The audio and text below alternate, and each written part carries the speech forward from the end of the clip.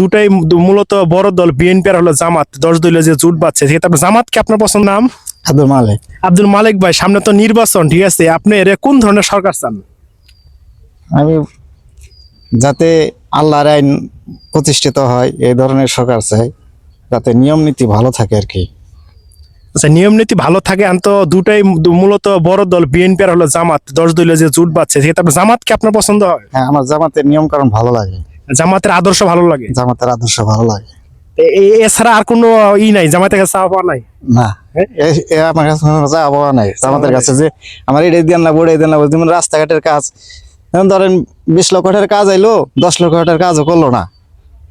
অনেক সরকার তো আইলো গেলো দেখলাম, তাতে কোনোটার কাজের লগে আর কথার লগে মিল পাওয়া যায় না। তাহলে আপনি অনেক সরকার দেখছেন, আর নতুন সরকার ভাবে জামাতকে চাচ্ছেন আপনি? আমি জামাতকে চাচ্ছি। জামাতের আদর্শ, আসলে জামাতের আদর্শ যেগুলো নীতি নির্ধারণ দিয়েছে আমার কাছেও ভালো লাগে, ঠিক আছে। আর একটা বিষয় হলো, আপনি কি এর আগে ভোট দিতে পারছেন? এর আগে প্রথম ভোট আমি দিয়েছিলাম জাতীয় পার্টিতে। কত সালে দিয়েছেন? এটা তো জাতীয় পার্টিতে ভোট দিয়েছিলাম মনে হয় এই 90-তে না হয়েছে।